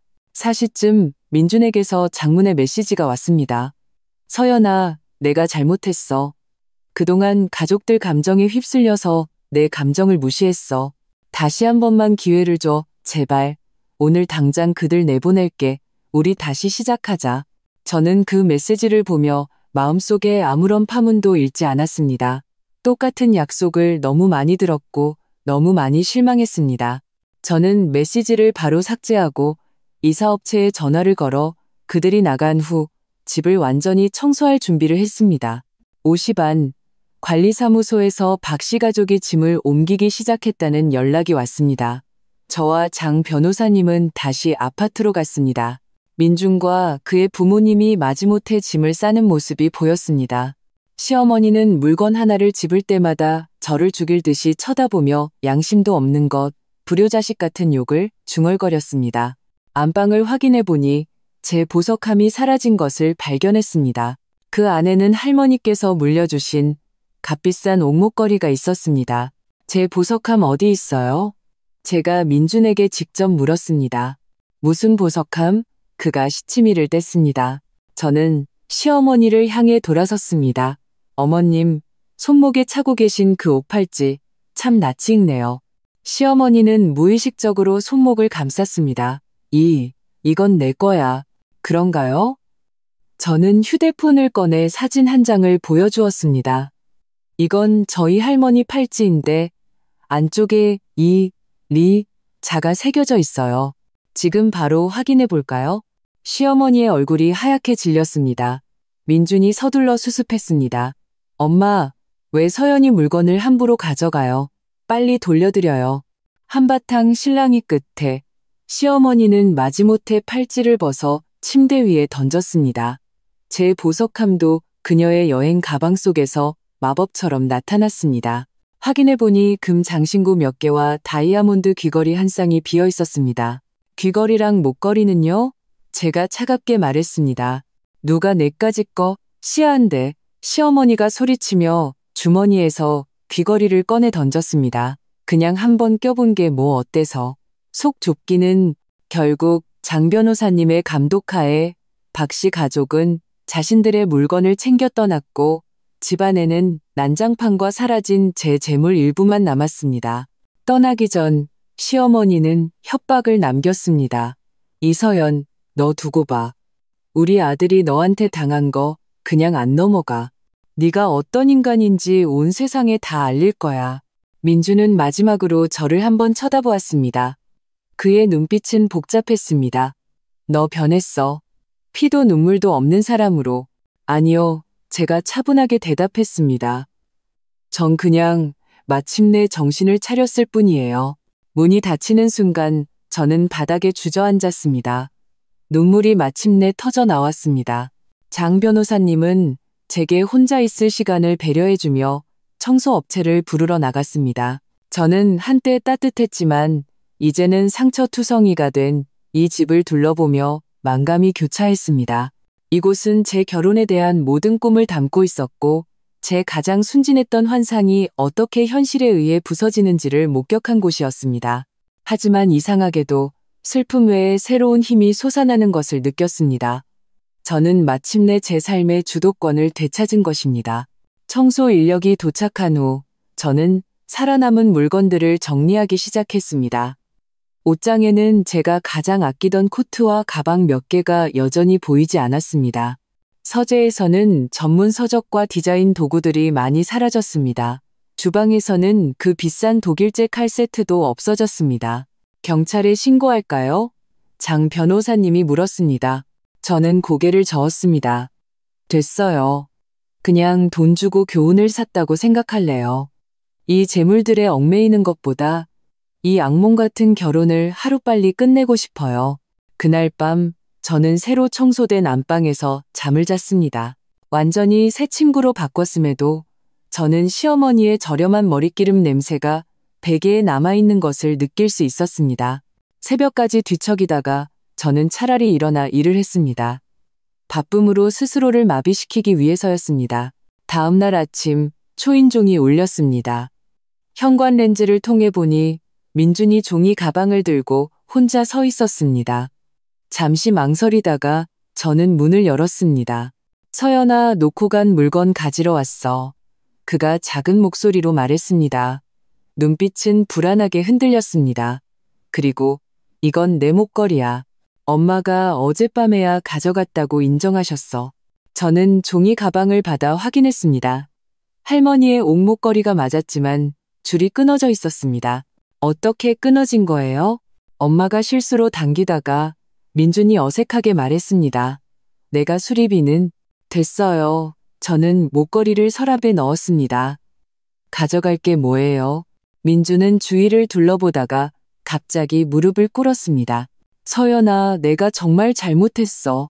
그동안 내가 바보처럼 가족들한테 끌려다녔어. 어젯밤에야 내가 뭘 잘못했는지 깨달았어.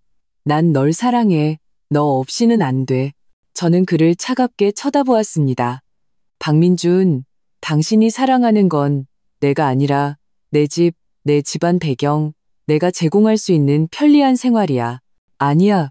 민준이 다급하게 변명했습니다. 처음에는 가족들 영향에 흔들렸던 거 인정해. 하지만 난 정말 널 사랑해. 마지막으로 한 번만 기회를 줘. 내가 약속할게. 그들과 완전히 선을 그을게. 너무 늦었어요. 저는 고개를 저었습니다. 신뢰는 이용 목걸이 같아요. 한 번 끊어지면 원래대로 되돌리기 아주 힘들어요. 민주는 갑자기 표정을 바꾸고 벌떡 일어나 아끈한하게 말했습니다. 이서연, 후회하게 해줄게. 이혼은 좋아. 하지만 집 재산 절반은 내놔야 해. 내가 변호사한테 물어봤어. 혼후 공동 재산 증식에 대한 내 권리가 있어. 저는 웃었습니다. 이 집 대출 한 푼 없이 전액 현금으로 샀어요. 당신이 매달 나한테 주택담보대출이라며 보낸 돈, 난 별도 계좌에 따로 모아두고 한 푼도 안 썼어요. 저는 미리 준비해둔 은행 거래 내역을 꺼내 들었습니다. 확인해 볼래요? 민준의 얼굴이 잿빛으로 변했습니다. 이 수를 예상하지 못한 것이 분명했습니다. 그는 이를 갈며 말했습니다. 좋아, 너 독하네. 하지만 이혼이 그렇게 쉬울 줄 알아? 내가 질질 끌어서 너 죽게 만들 거야. 마음대로 하세요. 제가 차분하게 말했습니다. 하지만 하나 알려드리죠. 당신 가족들의 불법 점거, 절도, 재물 손괴 사실 내가 다 기록해놨어요. 정말 법정까지 가면 누가 손해볼까요? 민주는 결국 초라하게 떠났습니다. 떠나기 전 일부러 문을 한번 걷어차고 갔습니다. 문을 닫고 저는 긴 한숨을 내쉬었습니다. 이 막장 드라마가 드디어 끝을 향해 가고 있었습니다. 그 후 저는 이혼 수속을 밟는 한편 아파트를 새로 인테리어했습니다. 더럽혀진 바닥재를 교체하고 오염된 벽을 새로 칠할 때마다 이 결혼이 남긴 상처를 지워내는 것 같았습니다. 회사에서는 동료들이 무언가 들었는지 때때로 호기심 어린 눈빛을 보냈습니다. 팀장님은 심지어 저를 따로 사무실로 불러 업무 조율이 필요한지 넌지시 물었습니다. 관심 감사합니다. 하지만 전 괜찮아요. 저는 미소로 답했습니다. 사실 새로운 디자인 영감이 떠올랐어요. 실제로 이 고통스러운 경험은 뜻밖에도 제 창작욕을 자극했습니다. 저는 경계, 바운더리를 주제로 한 디자인 시리즈를 시작했고 인간관계 속 공간과 거리에 대해 탐구했습니다. 동시에 민준의 반격도 시작되었습니다. 처음에는 SNS에 저를 속물이고 시부모에게 불효한 며느리라고 암시하는 글을 올렸습니다. 그 다음에는 지인들을 통해 제가 성격이 강하고 포용력이 없다는 험담이 들려왔습니다. 마지막에는 심지어 제가 다니는 회사의 익명 게시판에 제가 바람을 피우고 사기 결혼을 했다는 비방글까지 올라왔습니다. 처음에는 무시하려 했지만 이 헛소문들이 제 업무와 사회생활에 영향을 미치기 시작하는 것을 보고 저는 반격하기로 결심했습니다. 어느 금요일 밤 저는 녹음 파일과 동영상 증거를 첨부한 상세한 설명 글을 정리하여 SNS에 올렸습니다. 제목은 간단했습니다. 제 결혼은 어떻게 악몽이 되었나? 진실을 폭로한 그 장문의 글은 제 SNS를 폭발시켰습니다. 게시 후 2시간 만에 공유수가 1000건을 넘었고 댓글창은 지지의 목소리로 가득 찼습니다. 너무 끔찍하다. 이건 현대판 시집살이네. 언니, 잘했어요. 저런 흡혈귀 같은 가족은 공개해야 해요. 여성의 권리 수호를 지지합니다. 혼전 재산은 신성불가침. 동시에 제 개인 메시지함도 폭주했습니다. 비슷한 경험을 한 많은 여성들이 제게 자신들의 고충을 털어놓았습니다. 저는 그제야 알았습니다. 이렇게나 많은 사람들이 결혼 생활 속에서 가족의 경계 침해로 고통받고 있다는 것을요. 다음 날 아침 민준에게서 전화가 왔습니다. 그의 목소리에는 분노가 가득했습니다. 이서연, 네가 뭔데 인터넷에 헛소문을 퍼뜨려. 당장 그 글 삭제해. 어떤 부분이 헛소문인데요? 제가 침착하게 물었습니다. 당신 가족이 내 집을 불법으로 점거한 거요? 내 재물을 훔친 거요? 아니면 내 디자인 작품을 망가뜨린 거요? 난 모든 것에 대한 증거가 있어요. 넌 사생활 침해야. 널 고소할 거야. 민주는 길길이 날뛰었습니다. 마음대로 하세요. 저는 전화를 끊고 그의 번호를 차단했습니다. 곧이어 시어머니도 여러 경로를 통해 제게 연락해왔습니다. 처음에는 협박이더니 나중에는 애원으로 바뀌었습니다. 서연아, 이 어미가 잘못했다. 그 글 좀 내려다오. 친척, 친구들이 다 봤어. 이 늙은이 체면이 뭐가 되겠니? 저는 답장하지 않았습니다. 그들이 제 경계를 멋대로 짓밟을 때 제 감정을 한 번이라도 생각해 본 적이 있었을까요? 이제 여론이 뒤집히니 체면을 차리겠다는 건가요? 놀랍게도 민준의 몇몇 친척들은 제게 몰래 연락해 왔습니다. 어떤 이는 사과했고 어떤 이는 심지어 저를 지지했습니다. 박서방네가 정말 너무했어. 우리가 말렸는데도 아무도 듣질 않더라. 사흘째 되던 날, 제 글은 한 유명 인플루언서에 의해 공유되었습니다. 제목은 결혼 생활 속 감정적 가스라이팅과 경계 침해를 경계하라였고 더 넓은 논의를 불러일으켰습니다. 제 휴대폰은 언론사의 인터뷰 요청으로 가득 찼지만 저는 침묵을 선택했습니다. 제 목적은 유명인이 되는 것이 아니라 제 자신을 위해 정의를 되찾는 것이었습니다. 일주일 후 장 변호사님은 민준이 마침내 조건 없이 이혼에 동의했다고 알려주었습니다. 그들 집안의 평판은 완전히 바닥에 떨어졌고 민준의 회사 상사까지 그를 불러 면담했다고 했습니다. 그가 서명한 합의서입니다. 구청에 가서 수속만 밟으시면 됩니다. 장 변호사님이 드물게 미소를 지었습니다. 그 이혼 합의서를 보며 제 손이 미세하게 떨렸습니다. 이것은 슬픔이 아니라 안도의 한숨이었습니다. 3년의 연애, 몇 달의 결혼 생활은 결국 이렇게 추악하게 끝났습니다. 그리고 한 가지 더 있습니다. 장 변호사님이 덧붙였습니다. 민준 씨 어머니께서 사람을 통해 손해를 입힌 물품들은 배상하겠으니 그 글만 내려달라고 전해왔습니다. 저는 고개를 저었습니다. 필요 없어요. 그 물건들은 제가 성장을 위해 지불한 수업료라고 생각할게요. 구청에 가던 날 민주는 무척 초췌해 보였습니다. 눈 밑에는 짙은 다크서클이 걸려 있었습니다. 우리는 침묵 속에서 모든 절차를 마쳤습니다. 이혼 서류를 손에 쥔 순간 그가 갑자기 말했습니다. 서연아, 미안해. 저는 잠시 멍해졌습니다. 사과를 들을 줄은 몰랐거든요. 그동안 많이 생각했어. 그가 고개를 숙였습니다. 내 말이 맞아. 난 가족과 너 사이에서 계속 도망치기만 했고 결국 너에게 상처를 줬어. 그 글이 나를 힘들게 했지만 동시에 나를 깨우쳐줬어. 저는 무슨 말을 해야 할지 몰라 그저 고개를 끄덕였습니다.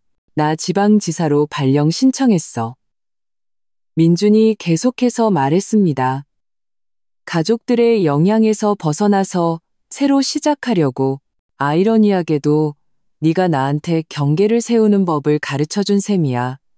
이렇게 큰 대가를 치르고서야 배우게 됐지만 구청을 나서자 햇살이 눈부시게 쏟아졌습니다. 민주는 마지막으로 저를 한번 쳐다보고 반대 방향으로 몸을 돌렸습니다. 우리는 그렇게 각자의 길을 가게 되었습니다. 회사로 돌아와 저는 일에 온전히 몰두했습니다. 경계를 주제로 한 디자인 시안은 클라이언트로부터 높은 평가를 받았고 팀장님은 그것을 회사의 올해 주력 시리즈로 밀기로 결정했습니다. 이 디자이너, 요즘 작품에 특별한 깊이가 생겼어. 팀장님이 평가했습니다. 고통이야말로 최고의 영감의 원천이죠. 저는 미소로 칭찬을 받아들였지만 마음속으로는 알고 있었습니다. 제 변화는 디자인 스타일에 그치는 것이 아니라 제 인생 태도 전체의 변화라는 것을요. 저는 사랑이 무조건적인 희생과 인내가 아니라는 것을 깨닫기 시작했습니다. 건강한 친밀한 관계는 경계와 상호 존중을 필요로 한다는 것을요. 집을 완전히 리모델링한 후 저는 저를 진심으로 아껴주는 몇몇 친구들을 초대해 작은 파티를 열었습니다. 지연이가 축배를 들었습니다.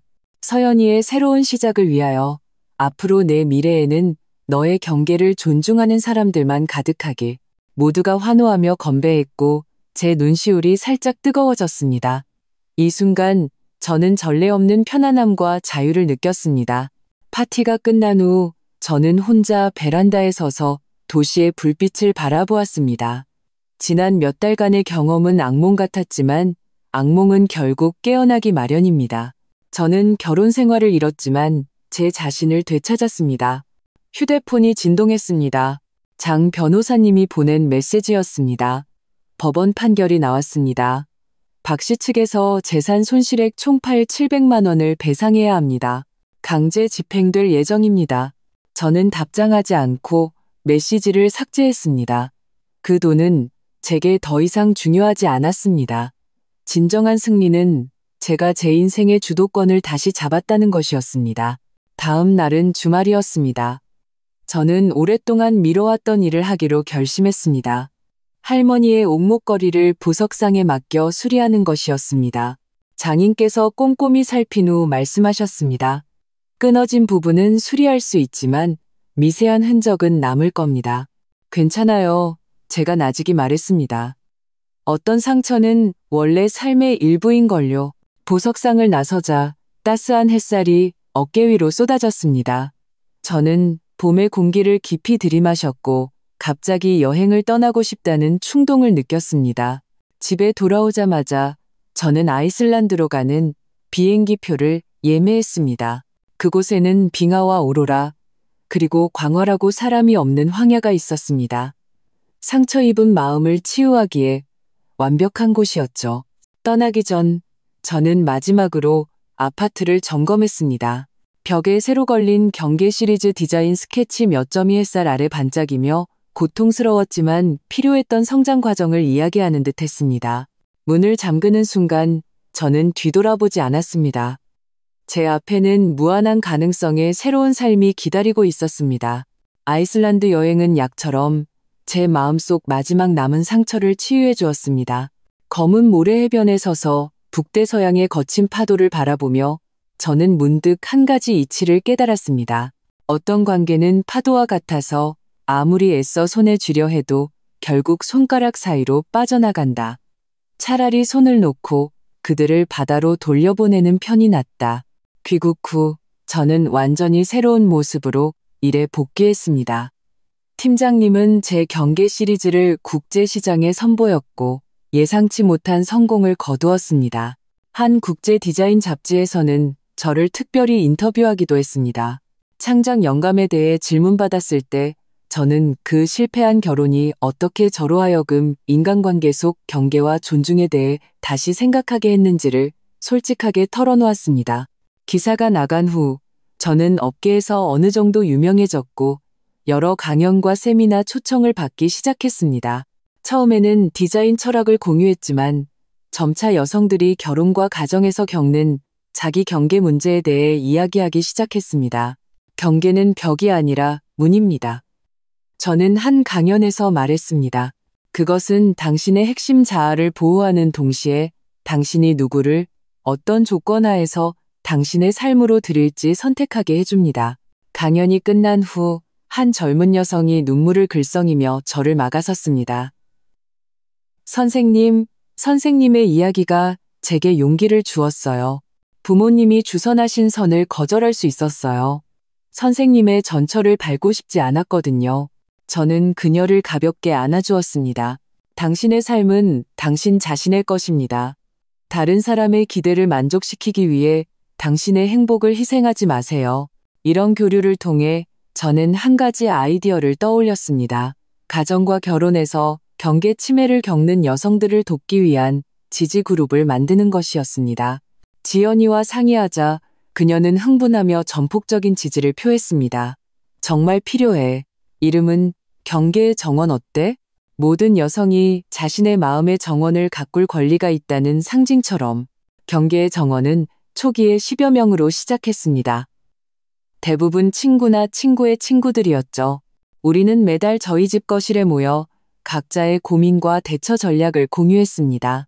처음에는 소심했던 이 여성들이 점차 단호하게 아니오라고 말하는 법을 배워가는 것을 보며 저는 전례 없는 성취감을 느꼈습니다.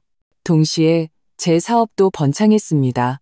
회사에서는 저를 디자인 총괄이사로 승진시켰고 연봉은 2배로 올랐습니다. 저는 저축액의 일부를 부동산에 투자하여 작은 오피스텔 2채를 사서 임대하기 시작했고 재테크와 투자 공부도 시작했습니다. 삶은 궤도에 오른 듯 보였지만 박 씨 가족이 남긴 그림자는 때때로 떠올랐습니다.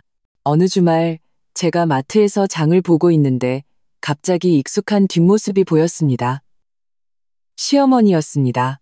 그녀는 많이 늙어 보였고 머리는 희끗희끗했으며 두 종류의 간장 가격을 비교하며 고개를 숙이고 있었습니다. 저는 무의식적으로 몸을 돌려 피했고 심장이 빠르게 뛰었습니다. 그 순간 저는 제가 여전히 그로 인해 긴장한다는 사실에 놀랐습니다. 수년간의 감정적 상처는 몇 달 만에 완전히 치유되는 것이 아니었습니다. 하지만 이번에는 예전처럼 도망치지 않고 심호흡을 한 후 먼저 다가갔습니다. 어머님, 오랜만이에요. 제가 차분하게 인사를 건넸습니다. 시어머니가 고개를 번쩍 들었고 그녀의 눈에는 놀라움, 당혹감, 그리고 한 가닥의 부끄러움이 스쳐 지나갔습니다. 서연이구나. 어색한 침묵이 몇 초간 흘렀습니다. 결국 그녀가 작은 목소리로 말했습니다. 네가 사업으로 크게 성공했다고 들었다. 잘 됐구나. 감사합니다. 제가 고개를 끄덕였습니다. 건강은 괜찮으세요? 그럭저럭. 그녀는 잠시 망설이다가 말했습니다. 예전 일은 미안했다. 그 간단한 사과는 갑작스러웠고 저는 어떻게 반응해야 할지 몰라 그저 다 지난 일이에요 라고 말하고 서둘러 자리를 떴습니다. 마트를 나오자 햇살이 눈부셨습니다. 저는 이상한 해방감을 느꼈습니다. 용서가 아니라 제 자신을 놓아준 것이었습니다. 집에 돌아와 이 우연한 만남을 지연이에게 이야기하자 그녀는 눈을 동그랗게 떴습니다. 넌 그렇게 쉽게 그녀의 사과를 받아들였다고? 받아들인 게 아니야. 그냥 과거의 원망이 내 현재를 차지하게 두지 않기로 한 거지. 제가 설명했습니다. 그들을 미워한다고 내가 더 행복해지는 건 아니잖아. 내려놓아야 앞으로 나아갈 수 있어. 지연이는 무언가 생각에 잠긴 듯 말했습니다. 너 정말 많이 변했다. 예전에 이서연이라면 이렇게 철학적인 말은 못했을 텐데 저는 웃었습니다. 고통이야말로 최고의 스승이야. 배우려는 의지만 있다면 말이지. 경계의 정원의 영향력이 커지면서 우리 모임은 저희 집 거실에서 정식 회의실로 옮겨갔고 회원도 수백 명으로 늘어났습니다. 언론이 이 독특한 여성 상조 조직에 주목하기 시작했습니다. 결혼의 폐허 속에서 피어난 꽃, 경계의 정원은 어떻게 여성의 자기 경계 재건을 돕는가라는 제목의 기사가 폭넓은 논의를 불러일으켰습니다. 기사가 나간 다음 날 저는 민준에게서 이메일을 받았습니다. 이혼 후 처음으로 직접 연락한 것이었습니다. 이메일은 길었고 대략적인 내용은 그가 기사를 보았으며 제 성장의 기쁨을 느끼고 자신의 과거 행동에 부끄러움을 느낀다는 것이었습니다.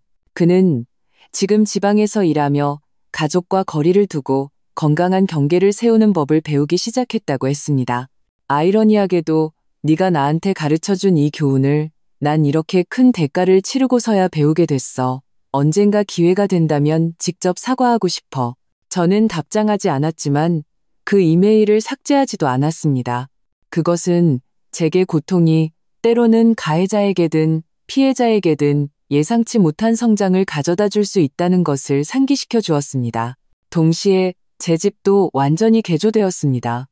예전에 박 씨 가족이 망가뜨렸던 흔적은 완전히 사라지고 대신 현대적인 미니멀리즘 공간으로 탈바꿈했습니다. 저는 침실 하나를 작업실로 바꾸었고 다른 하나는 임대할 준비를 했습니다.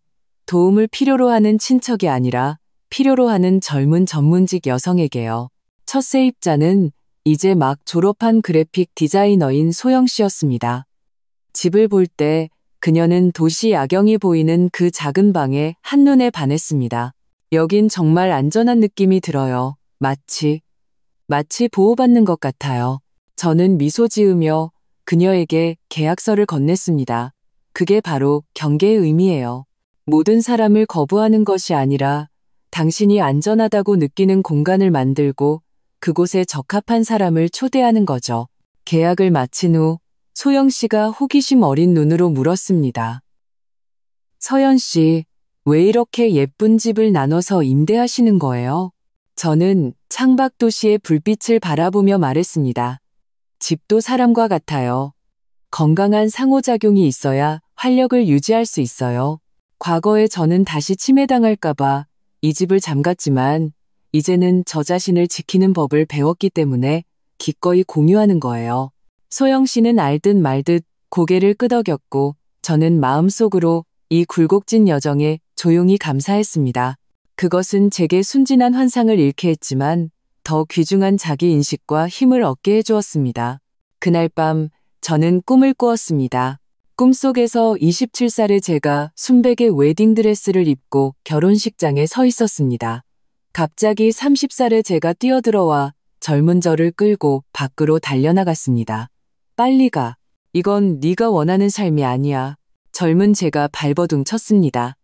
하지만 난 그를 사랑해. 사랑이 너를 사라지게 해서는 안 돼. 30살의 제가 단호하게 말했습니다. 진정한 사랑은 너를 성장시키지 위축시키지 않아. 꿈에서 깨어났을 때 창밖은 새벽빛이 희미했습니다. 저는 침대에 누워 이 기이한 꿈을 되새겼습니다. 어쩌면 이것이 제 내면 가장 깊은 곳의 깨달음일지도 모릅니다. 당신을 끊임없이 타협하고 후퇴하게 만드는 관계는 진정한 사랑이 아니다. 일어나서 저는 이 꿈을 기록하여 경계의 정원 다음 모임의 공유 자료로 삼기로 결심했습니다. 컴퓨터 앞에 앉아 저는 문득 오늘이 특별한 날이라는 것을 깨달았습니다. 이혼 1주년, 슬픔도 분노도 없었고 그저 옅은 감회만이 있었습니다. 1년 전 저는 제 세상이 무너졌다고 생각했습니다. 1년 후 저는 폐허 위에 서서 더 견고한 성을 쌓아 올렸습니다. 휴대폰이 울렸습니다. 엄마가 보낸 메시지였습니다. 딸, 오늘 아빠랑 엄마가 너랑 밥 먹고 싶다. 내 새로운 인생의 시작을 축하하기 위해서 저는 미소 지으며 답장했습니다. 좋아요. 그런데 이번엔 식당은 제가 고를게요. 휴대폰을 내려놓고 저는 베란다로 나가 신선한 아침 공기를 깊이 들이마셨습니다. 멀리 도시의 윤곽이 아침 햇살 속에서 점점 선명해졌습니다. 마치 제 미래처럼 하루하루가 더 밝아지고 있었습니다. 이혼 1년 반 후 경계의 정원은 첫 번째 기념일을 맞이했습니다. 우리는 작은 컨퍼런스 홀을 빌렸고 거의 100명에 가까운 회원들이 전국 각지에서 모였습니다. 무대 아래 기대에 차거나 불안한 얼굴들을 보며 저는 연단에 서서 잠시 말이 막혔습니다. 1년 전 저는 결혼 생활 속에서 자아를 잃어버린 한 명의 여성이었습니다. 저는 마침내 입을 열었고 목소리가 미세하게 떨렸습니다.